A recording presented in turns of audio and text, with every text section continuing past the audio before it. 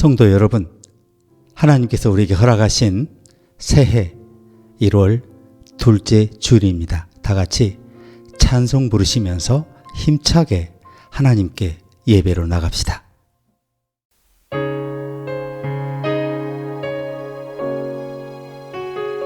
송축해 내 영혼 내 영혼아 거룩하신 이름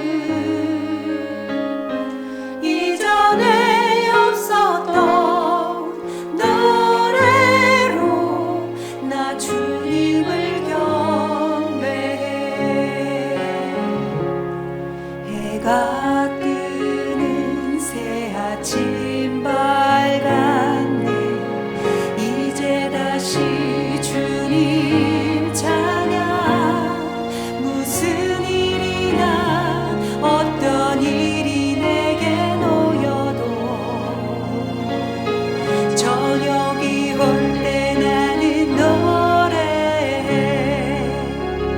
성축해 내 영혼 내 영혼아 거룩하신 이름 이전에 없었던 노래로 나 주님을 경배해.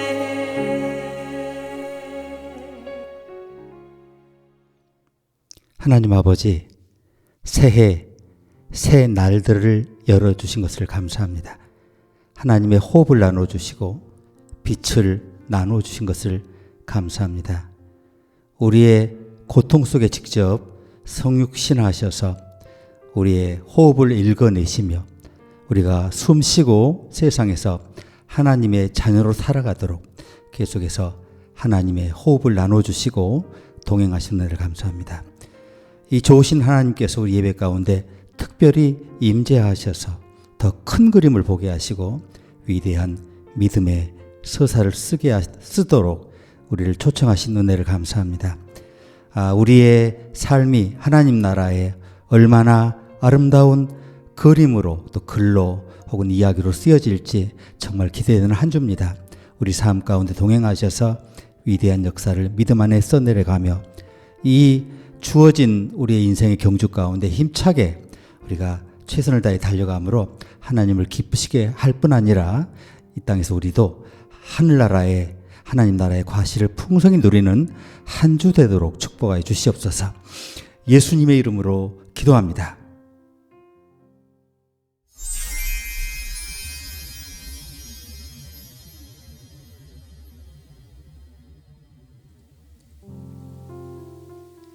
나의 기뻐하는 금식은 흉악의 결박을 풀어주며 멍에의 줄을 끌어주며 압제당하는 자를 자유케 하며 모든 멍에를 꺾는 것이 아니겠느냐. 또 줄인 자에게 내 식물을 나눠주며 유리하는 빈민을 내 집에 들이며 벗은 자를 보면 입히며 또 내 고륙을 피하여 스스로 숨지 아니하는 것이 아니겠느냐. 그리하면 내 빛이 아침같이 비칠 것이며 내 치료가 급속할 것이며 내 의가 내 앞에 행하고 여호와의 영광이 내 뒤에 호위하리니 내가 부를 때에는 나 여호와가 응답하겠고 내가 부르짖을 때에는 말하기를 내가 여기 있다 하리라. 만일 내가 너희 중에서 멍에와 손가락질과 허망한 말을 제하여 버리고 줄인 자에게 내 심정을 동하며 괴로워하는 자의 마음을 만족해 하면 내 빛이 흑암 중에서 발하여 내 어두움이 낮과 같이 될 것이며 나 여호와가 너를 항상 인도하여 마른 곳에서도 내 영혼을 만족해 하며 내 뼈를 견고케 하리니 너는 물된 동산 같겠고 물이 끊어지지 아니하는 샘 같을 것이라. 내게서 날 자들이 오래 황폐된 곳들을 다시 세울 것이며 너는 역대의 파괴된 기초를 쌓으리니 너를 일컬어 무너진 데를 보수하는 자라 할 것이며 길을 수축하여 거할 곳이 되게 하는 자라 하리라.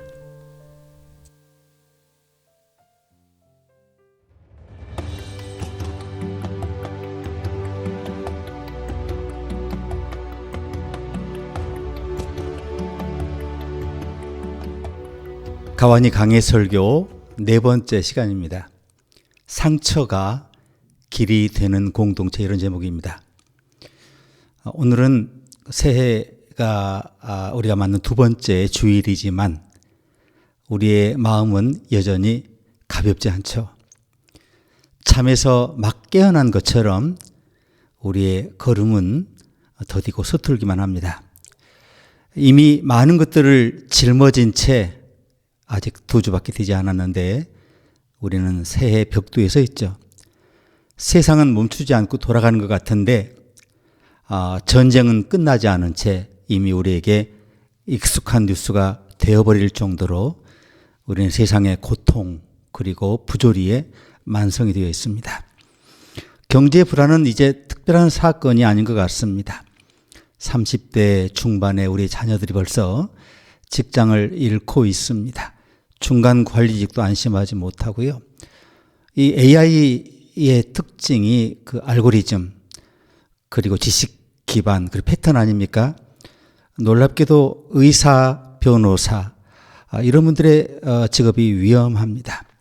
10명 뽑던 변호사 3명밖에 뽑지 않고 뭐 영상 판독이라든가 특별히 패턴을 가지고 할 수 있는 그런 의료 기술이면 이미 그 10명 뽑던 의사 이제 3명만 뽑는 그런 시대에 돌입을 했고 그렇게 기술이 쉬지 않고 앞서가고 있는데 우리는 그 속도를 따라가느라 숨조차 쉴 틈이 없습니다. 그런데 성경이 더 심하게 바라보는 것은 세상이 얼마나 빠르게 움직이느냐 이런 게 아니고요. 오늘 성경이 묻습니다. 그 속도 안에서 하나님이 나누어 주신 호흡을 여전히 쉬고 있는가? 아니면 그 호흡이 막힌 채 하루하루 견디고 있는가? 이걸 성경이 묻습니다. 문제는 우리의 삶의 조건이 거침이 없다는 이런 것이 아니라 그 환경 속에서 여러분 혹은 저의 호흡이 하나님이 나눠주신 호흡이 점점 거칠어지고 얕아지고 있는 건 아닌가 이런 문제가 우리에게 문제가 됩니다. 겉으로 아무 일이 없어 보이지만 안에서 숨이 가빠지는 상태, 영혼이 질식할 것 같은 상태의 그 지점을 성경은 위험하다라고 진단하죠. 그래서 하나님 오늘의 문 앞에서 우리를 더 결단으로 이렇게 밀어붙이지 않으시고요. 뭐 더 애쓰라고, 더 견디라고, 더 열심히 하라고 재촉하지 않으십니다. 오히려 우리를 잠시 멈추라고 하십니다. 그러면서 조용하시지만 분명한 질문을 던지시죠. 지금 누구의 숨이 막혀 있느냐? 그리고 그 숨 앞에서 우리가 지금 어떻게 서 있느냐라고 물으십니다. 이 질문 앞에서 우리는 오늘 이사야 58장을 대합니다.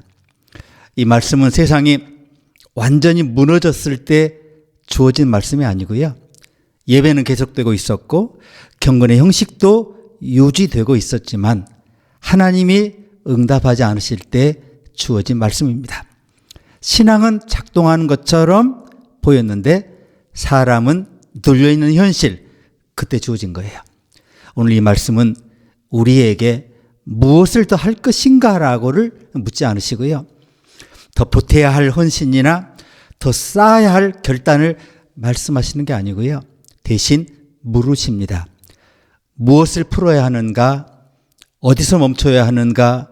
그리고 누가 다시 하나님 나눠주신 호흡을 쉴 수 있도록 길을 낼 수 있는가? 이것을 물으십니다.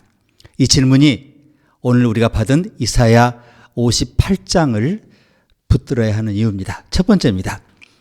6절인데 흉악의 결박을 풀어주며 2026년 1월의 세계는 여전히 아무 일 없다는 듯이 잘 돌아가는 것처럼 보이죠. 전쟁은 멈추지 않았는데 더 이상 긴급한 뉴스는 아닌 것 같아요. 경제 불안은 일상이 되었지만 사람들은 그런 유튜브나 경제 뉴스에 초점이 흐려졌습니다. 기술은 숨돌릴 틈 없이 앞으로 나가는데 사람들은 더 이상 AI 관련 영상을 보지 않는다고 합니다. 사람들은 놀라지 않고 있습니다. 근데 성경은 말씀하죠. 놀라지 않는 상태가 더 위험하다라고 하십니다. 누가복음 21장 26절을 보시면 사람들이 세상에 임할 일을 생각하고 무서워함으로 기절하리니 그러셨어요. 이 말씀에서 주목해야 할 것은 사건이 아닙니다. 기절하리니라는 표현인데 헬라어 아포프시콘톤, 이건 단순한 공포가 아니라 숨이 빠져나가듯이 생명력이 말라가는 상태를 표현한 겁니다. 영혼의 호흡이 멎어가는 상태, 하나님 나눠주신 호흡이 질식해가는 상태를 말한 건데요. 문제는 세상이 무너지는 것이 아니라 하나님의 사람이 숨을 쉬지 못하는 상태에 들어간다는 그런 뜻입니다. 한국 사회가 지금 다르지 않죠. 갈등이 점점 날카로워지고 말은 더 조심스러워지고 직장에서는 침묵이 지혜가 되고 가정에서는 피곤함이 대화를 대신했죠. 교회 안에서도 괜히 문제를 만들지 말자. 이게 신앙처럼 굳어졌어요. 아무도 억압하려 하지 않았는데 모두가 눌려 있어요. 성경은 이 상태를 정확히 진단합니다. 사람이 사람을 관할하여 해롭게 함이 있나니 전도서 8장 9절인데요. 관할하다. 히브리어 샬라트, 관할하다. 이게 폭력이나 학대를 말하는 게 아니고요. 지배하다, 통제하다, 위에서 아래로 영향력을 행사하다. 영향력의 권력을 말하는데 전도자는 누군가의 악의보다 관계의 구조, 우리가 세상과 사람과 맺고 있는 관계 구조, 권한의 방향, 일상의 통제 시스템이 사람을 해롭게 만든다라고 말씀합니다. 아무도 고의로 억압하지 않아요. 그런데 이 구조가 유지되는 한 사람들은 눌려요. 여러분도 눌리고 저도 눌립니다. 이때 이사야 58장이 우리에게 주어진 겁니다. 이 말씀은 나라가 무너졌을 때 주어진 말씀이 아니고요. 예배는 정상적으로 드려지고 있는데 아무 일 없다는 듯이 하나님을 찬양하고 있는데 하나님이 응답하지 않으실 때 주어진 말씀입니다. 이스라엘은 금식했고요. 기도했어요. 하나님을 찾았습니다. 종교적으로 보면 정말 열심이었습니다. 그런데 하나님은 침묵하셨습니다. 그리고 질문하십니다. 이사야 58장 5절. 이것이 내가 기뻐하는 금식이냐? 여기서 기뻐하다라는 말은 히브리어 하페츠인데 허락하거나 인정한다 이런 뜻이 아니고요. 기꺼이 원하다, 즐거워하다, 마음이 열려서 향하다 이런 의미인데 하나님이 묻고 계십니다. 이 금식이 정말 내 마음이 향하는 방향과 일치하느냐? 이 질문을 곰곰이 생각해 보면 정말 교회를 아프게 하죠. 새해가 되면 우리가 더 결단하자고 하죠. 더 헌신하자고 설교하시죠. 열심히 하자라고 서로 말하죠. 그런데 하나님은 좀 다른 질문을 던지십니다. 우리의 열심이 누구의 숨을 막고 있는지를 물으시는 겁니다. 이사야 58장에서 하나님이 문제 삼으시는 것은 금식의 형식이 아닙니다. 문제는 금식의 방향입니다. 금식하면서도 노예를 부리고 금식하면서도 싸우고 금식하면서도 관계의 멍해를 유지하는 신앙을 문제 삼으신 겁니다. 주님은 이 구조를 복음서에서 명확하게 폭로하셨습니다. 무거운 짐을 묶어 사람의 어깨에 지우되 마태복음 23장 4절 이런 말씀이 있어요. 여기 묶다라는 개념은 히브리적 사고로 보면 아사르, 결박하다, 자유를 제한하다 이런 의미인데 짐 자체보다 더 큰 문제는 풀어주지 않는 상태를 말씀하는 겁니다. 경건이 누군가의 어깨에 짐처럼 얹히는 순간 그것은 더 이상 하나님이 기뻐하시는 신앙 형태가 아닙니다. 하나님은 분명하게 선언하시죠. 내가 기뻐하는 금식은 흉악의 결박을 풀어주며 멍에 줄을 끌어주며 압제당하는 자를 자유하게 하며 모든 멍에를 꺾는 것이 아니겠느냐. 결박은 하루 추봇, 단단히 묶인 매듭을 뜻하는데요. 멍에는 모타, 단순한 짐이 아니라 목 위에 얹혀 방향을 강제하는 도구 있잖아요. 보신 분 혹시 있으신지 모르겠습니다. 풀다라는 동사는 파타흐, 열다, 통하게 하다. 자, 이 단어들을 조합해 보니까 하나님이 기뻐하시는 금식은 더 이상 견디는 것이 아니라 관계 속에 닫혀 있는 숨구멍을 열어주는 것이어야 합니다. 금식은 참는 것이 아닙니다. 누군가의 멍에를 풀어주기 위해 하는 결단인 거죠. 기도는 시간을 늘리는 것이 아니라 다른 사람이 다시 숨쉬도록 내가 선택하는 겁니다. 하나님은 더 강한 메시지를 원하지 않으시고요. 더 극적인 종교적 성과를 원치 않으십니다. 관계의 방향이 바뀌기를 원하십니다. 그러므로 이사야 58장은 올 11일 이 주일에 꼭 필요한 말씀이에요. 새해 첫 달 우리는 무엇을 더할 것인가? 이걸 물으시기 전에 무엇이 사람들의 숨을 막고 있는가를 먼저 물어야 한다는 거죠. 이사야 58장 7절 보니까 줄인 자에게 내 떡을 나누며, 이 나누다 이 말은 히브리어로 파라스인데 그냥 분배가 아니에요. 찢어서 건넨다는 뜻입니다. 내 몫이 줄어드는 것을 전제로 하는 헌신이죠. 하나님이 기뻐하신 신앙은 남는 것으로 주는 신앙이 아닙니다. 세상이 점점 더 빨라질수록 하나님은 교회가 더 천천히 숨쉬기를 원하십니다. 그 느림 속에서 관계가 살아나고 그 자리에서 상처가 길이 됩니다. 가만히 있어 내가 하나님 됨을 알지어다. 시편 46편 10절 말씀이었죠. 가만히 있다라는 말, 라파라는 단어 기억하십니까? 멈추다, 힘을 빼다, 붙잡고 있던 것을 내려놓다. 이 말씀은 위로가 아니에요. 금방 단어 뜻 보셨죠? 정지 명령입니다. 그러니까 지금은 더 많이 말해야 할 때가 아니고요. 사람마다 듣기는 속히 하고 말하기는 더디하며, 야고보 사도가 1장 19절에서 말씀하지 않습니까? 누가 숨을 쉬지 못하게 하고 있는지를 먼저 듣는 거예요. 누가 멍에 아래 눌러있는 자를 먼저 보느냐고 우리가 살피는 겁니다. 그것이 하나님이 기뻐하시는 금식이라는 겁니다. 그리고 그 자리에서 하나님께서 다시 말씀하십니다. 그때에, 비로소 그때에 내 빛이 새벽같이 비칠 것이며, 오늘 8절 말씀이죠. 이렇게 말씀하시죠. 오늘 본문 가르침 두 번째는 줄인 자에게 내 떡을 나누며, 7절 말씀입니다. 이사야는 멍에를 풀라 말씀하신 다음에 곧바로 나눔으로 들어갑니다. 줄인 자에게 내 떡을 나누며 요리하는 빈민을 집에 들이며 헐벗은 자를 보면 입히며 내 고륙을 피하여 스스로 숨지 아니하는 것이 아니겠느냐. 이 순서가 여러분 우연 같습니까? 하나님은 억압의 구조가 그대로인 채 이루어지는 나눔을 기뻐하지 않으세요. 멍에가 풀리지 않은 상태에서 나눔은 시혜가 되고 사람을 살리기보다 관계를 더 굳어지게 만들어요. 그래서 이사야는 분명히 말씀하죠. 먼저 풀고 그 다음 나누어라.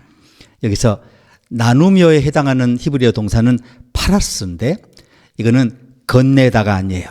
찢어 펼치다. 남는 것을 슬쩍 주는 행위가 아니라 자기 몫을 찢어 공동의 몫으로 만드는 행위죠. 그래서 본문은 여분의 윤리를 말하는 게 아니에요. 남는 윤리가 아니고요. 자기 안전지대를 여는 결단을 요구합니다. 떡은 상징이죠. 이사야가 겨냥하는 것은 음식이 이동하는 게 아니에요. 삶의 경계가 열리는 사건을 말합니다. 이 문장은 히브리어에서 연속 분사 구조로 이루어졌는데요. 나누며, 드리며, 입히며, 이게 쉴 사이 없이 연결됩니다. 이게 선택지의 나열이 아니고요. 하나의 방향으로 흐르는 명확한 하나님이 원하시는 인생의 방향입니다. 나눔은 한 번의 이벤트가 아니라 관계를 향해 계속 이동하는 하나님 나라 백성의 삶의 방식입니다. 그래서 이어지는 말이 집에 들이며, 집은 고대 사회에서 가장 보호된 공간이죠. 집 그 문을 연다는 것은 단순한 친절이 아니라 삶의 통제권을 내려놓는 신앙적 결단을 말씀하는 겁니다. 여기 또 하나 주목할 표현은 내 고륙을 피하여 스스로 숨지 아니하는 것. 이 고륙이라고 나온 번역된 단어 바사르. 혈연을 넘어 같은 살, 같은 숨을 공유하는 존재라는 의미입니다. 다시 말해 이사야는 좁은 의미에서 자기 친척, 인척 말하는 게 아니고요. 공동체 안의 고통을 남의 일로 분리하지 말라고 지적하십니다. 신앙이라는 이름으로 관계의 불편함을 피해 숨지 말라고 하십니다. 그걸 금식이라고 인정하지 않으십니다. 현실에서 누군가가 우리의 관계, 공동체 안에서 처음으로 상처를 꺼낼 때 그 자리가 되게 조용하죠. 설명도 없고 해답도 바로 나오지 않죠. 우리는 그 불편함을 빨리 치우고 싶어 하죠. 그래서 내가 아는 어떤 사람도 그런 일을 겪었어 라고 말하면서 무슨 일이 생겨요. 그 사람의 상처의 드러냄을 나의 말의 주도권으로 가져와 버리죠. 그래서 충고를 해버리고 성경 문장을 덧붙이고 상황을 정리해버리고 그 사람의 상처를 닫아버립니다. 그러나 이사야가 말하는 파라스의 나눔은 그런 방식이 아니고요.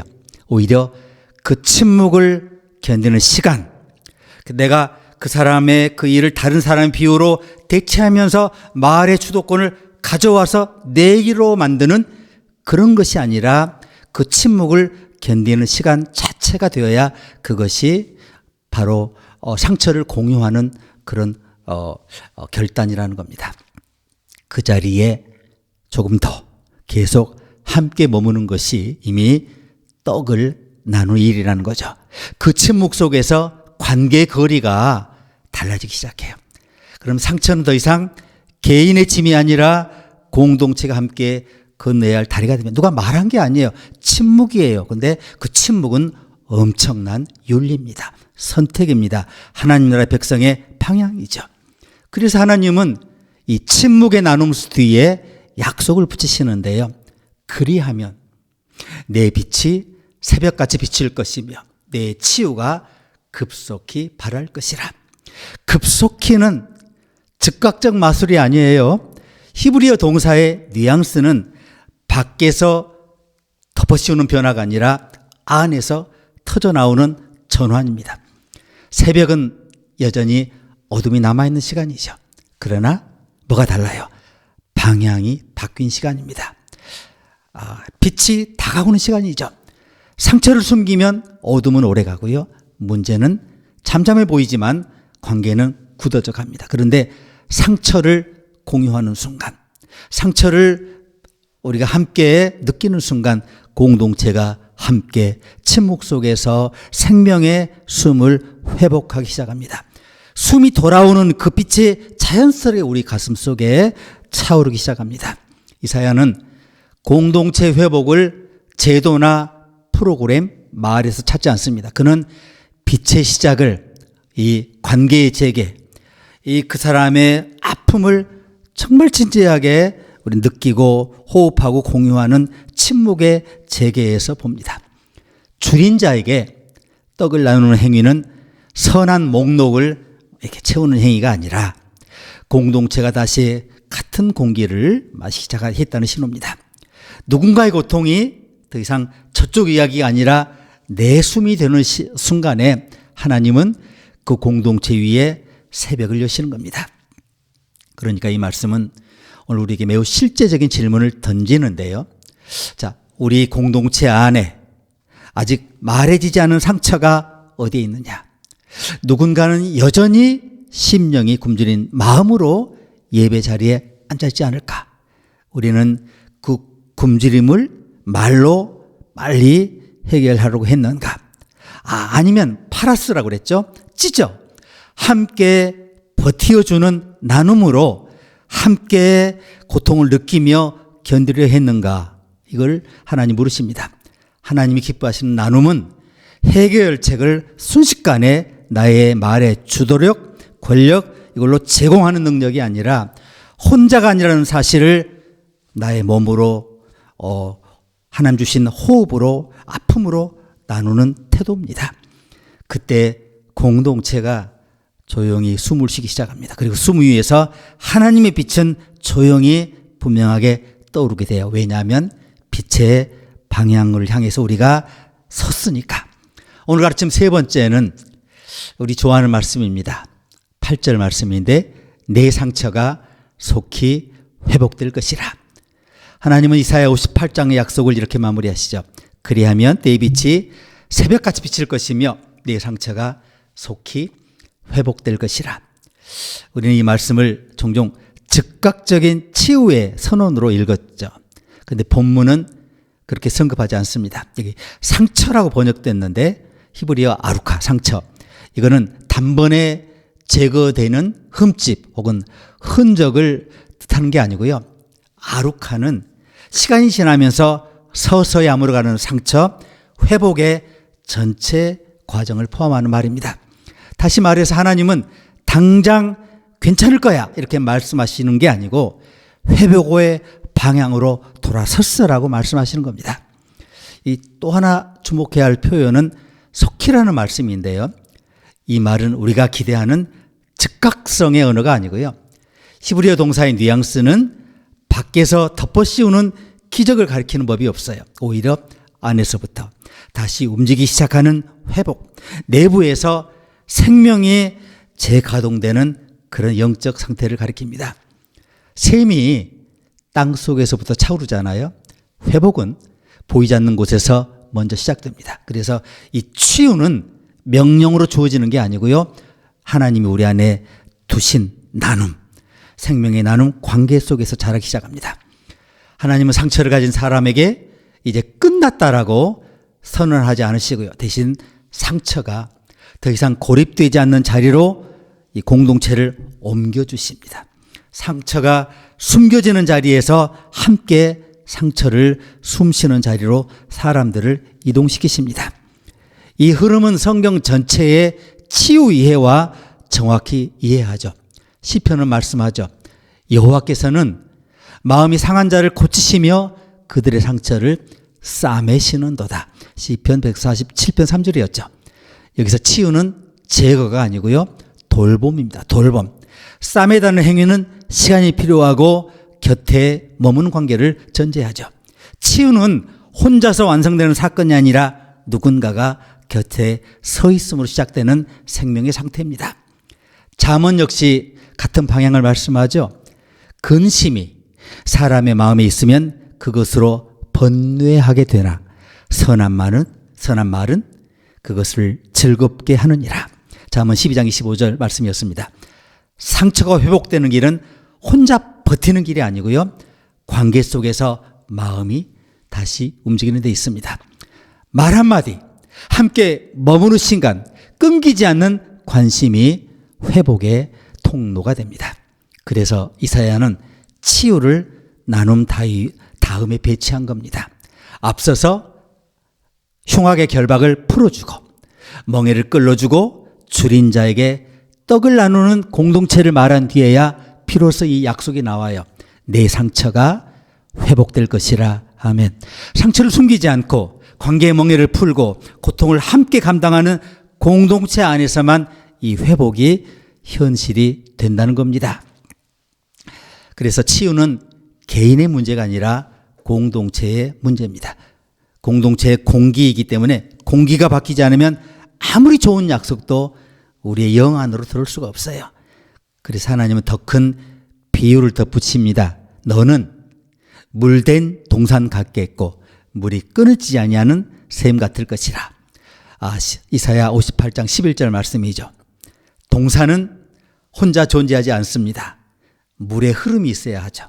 돌봄의 시간이 필요해요. 샘도 마찬가지죠. 샘은 퍼내도 사라지지 않죠. 왜냐하면 안에서부터 계속 차오르니까. 하나님이 약속하시는 공동체의 회복은 바로 이런 모습이라는 겁니다. 동산, 완벽해서 가능한 회복이 아니고요. 상처를 외면하지 않기 때문에 유지되는 샘솟는 생명력입니다. 문제를 다 해결했기 때문이 아니라 상처 앞에서 도망치지 않기 때문에 지속되는 회복을 말씀합니다. 신약의 언어로 말하면 이것은 몸의 회복과 너무나 닮아 있습니다.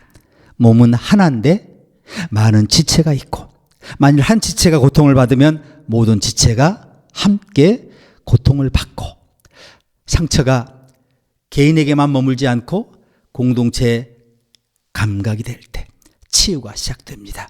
그때 치유는 더 이상 특별한 사건이 아니고요, 살아있는 이런 하나님 백성의 관계가 만들어내는 하늘나라의 결과가 됩니다. 그럼 이 말씀은 우리에게 이렇게 묻습니다. 우리는 치유를 너무나 기계적으로, 마술적으로 쉽게 빨리 선언하고 있지 않은가? 아직 아물지 않은 상처에게 이제 믿음으로 끝내라고 말하고 있지는 않은가? 하나님은 그렇게 일하지 않으십니다. 하나님은 상처를 시간 속으로 다시 데려오십니다. 관계 속에 숨을 돌리게 하십니다. 그리고 그 숨이 쌓이도록 하십니다. 그 가운데서 회복을 이루십니다. 내 상처가 속히 회복될 것이라. 이게 서두르라는 약속이 아니고요, 도망치지 말라는 말입니다. 관계 안에 머물라는 말입니다. 그 자리에 하나님은 회복의 셈을 준비해 두셨고, 하나님의 시간표에 맞추어서 회복의 길을 걷는다는 뜻입니다. 이제 오늘 말씀 마무리입니다. 이사야 58장은 새해를 더 결단하라고 밀어붙이지 않고요, 하나님 먼저 멈추라고 하십니다. 그리고 물으십니다. 지금 누구의 숨이 막혀 있는지 살펴보라고. 우리가 지켜오는 이 경건이 누군가의 어깨를 누르고 있지는 않은가, 그걸 살펴보라고. 그렇다면 방향을 잘못 잡은 것이라고. 하나님 문제 삼으시는 것은 열심의 크기가 아니라 관계의 결박입니다. 흉악의 결박으로 번역된 하루 추봇은 단순한 줄이 아니에요. 오래 묶어두어 몸의 방향까지 고정시켜버린 매듭을 말해요. 이것은 개인의 죄책이 아니라 구조화된 억압을 말하는 거예요. 여러분, 이게 국가만 있는 게 아니에요. 사회만 있는 게 아니에요. 교회 안에 있어요. 그래서 멍에 못하는 짐의 무게보다 목의 방향을 강제하는 숨쉬지 못하게 하는 장치를 말해요. 하나님이 기뻐하시는 그 음식은 이 무게를 견디라고 하는 훈련이 아니라 그 방향 자체를 바꾸는 결단을 말씀합니다. 그래서 나눔도 장식이 아닙니다. 나누다, 파라스라고 그랬잖아요. 여분을 건네는 행위가 아니라 자기의 몫을 찢어 관계의 경계를 여는 동작이죠. 성만찬 보세요. 그 작은 빵 조각의 상징을 가지고 우리가 어떻습니까? 찢어서 나눠주는 겁니다. 자기 삶을 찢어서 나누겠다는 결단이죠. 멍해가 풀리지 않은 상태의 나눔은 자기 과시나 시혜가 되지만, 결박이 끊어진 뒤에 파라스, 나눔의 행위는 공동체의 회복을 촉진시키는 거죠. 그때 공동체가 다시 하늘의 공기를 마시기 시작합니다. 하늘나라의 삶이 시작됩니다. 하나님 백성의 유기적인 우주의 몸의 호흡과 생명력이 활성화되기 시작합니다. 이 흐름 위에서 하나님은 치유를 이제 시작하시죠. 상처는 즉시 사라지는 흔적이 아니라 시간 속에서 다시 피부가 돋고 뼈가 단단해지고 이 회복의 전 과정을 뜻해요. 하나님은 상처를 삭제하지 않으십니다. 대신 상처가 고립되지 않도록 공동체 자리를 옮기십니다. 그래서 치유는 명령으로 주어지지 않았고 관계 속에서 자라도록 하나님이 배치하신 겁니다. 그러니까 오늘 약속은 서두르라는 말이 아니고, 설명하라는 말도 아니고, 말을 마장하지 말라는 말도 아니고, 도망치지 말라는 말입니다. 상처 앞에 머물라는 말입니다.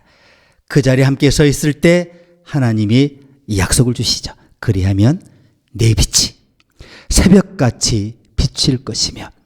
새벽은 어때요? 여전히 어둡죠. 그러나 뭐가 달라요? 방향이 바뀌었습니다. 하나님 그 자리에서 조용히 그러나 분명하게 회복을 시작하십니다. 이 회복이 여러분과 저희 삶의 새해 충만히 열리기를 축복합니다. 하나님 아버지, 새해 급히 서두르며 달려가려는 저희들의 속도를 멈추게 하시고, 하나님의 말씀을 주의 깊게 경청하는 가운데 흉악의 결박을 주목하게 하시고 그를 먼저 풀나게 하시는 분명한 선택을 우리에게 주신 것을 감사합니다.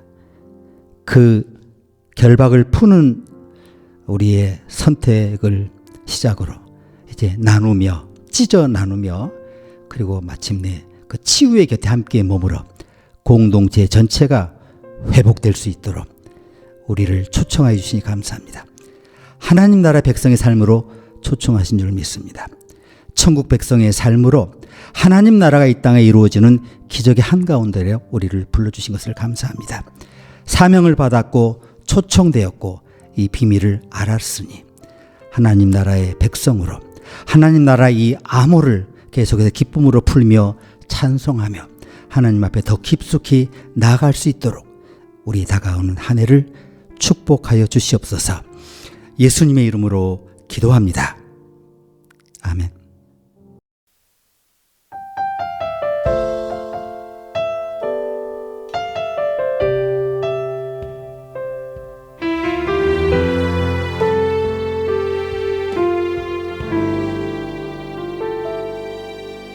날 위해 십자가에서 깨뜨리신 사랑, 오늘도 그 사랑 안에 나 거합니다. 주님의 생명 내 안에 있고 주님의 사랑 날 강권하니 나 오늘도 주께 내 삶을 깨뜨립니다. 오주여 내 삶을 깨뜨립니다. 주머리 위에 붓습니다. 내 모든 삶과 생명을 주님 받으소서. 오주여 내 삶을 깨뜨립니다. 주머리 위에 붓습니다. 주님께라면 아깝지 않습니다. 날 위해 십자가에서 깨뜨리신 사랑, 오늘도 그 사랑 안에 나 거합니다. 주님의 생명 내 안에 있고 주님의 사랑 날 강권하니 나 오늘도 주께 내 삶을 깨뜨립니다. 존귀와 영광을 받으소서. 하나님 어린 양 예수, 능력과 부와 지혜와 힘을 받으소서. 존귀와 영광을 받으소서. 하나님 어린 양 예수, 나라와 권세 영광 모두 주님께.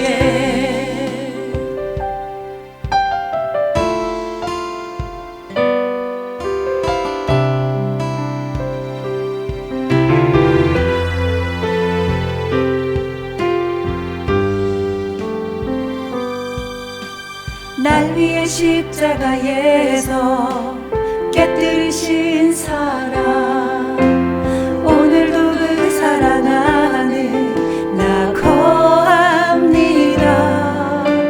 주님의 생명 내 안에 있고 주님의 사랑 날 강권하니 나 오늘도 주께 내 삶을 깨뜨립니다.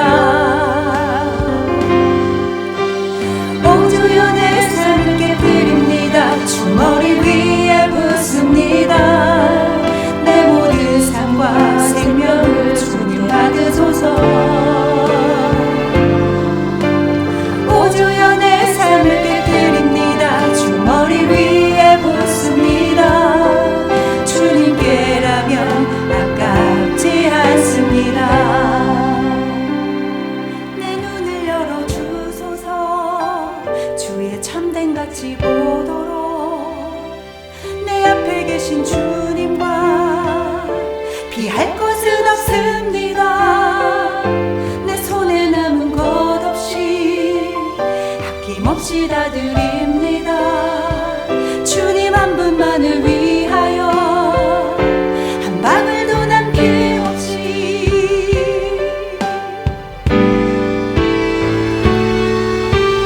오주여 내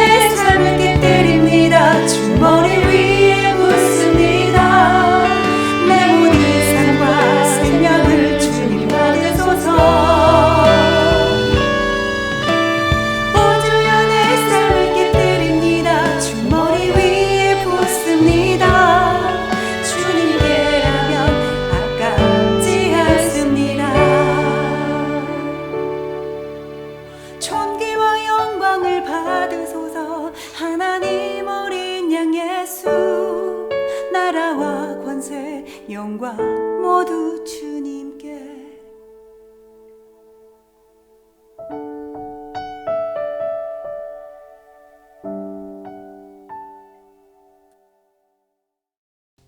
지금은 우리 구세주 예수 그리스도의 그 크신 은혜와 하나님 우리 아버지의 놀라우신 사랑과 성령님의 내재 교통 충만, 치유하시고 회복하시고 새 창조하시는 그 권능의 역사가 하나님의 부르심의 선택의 초청의 말씀에 따라 하나님 백성의 삶을 다짐하며 이 자리에 새롭게 서기를 다짐하는 주의 자녀, 주의 백성 위에 이제와 영원히 함께 계시기를 간절히 축원하옵나이다. 아멘.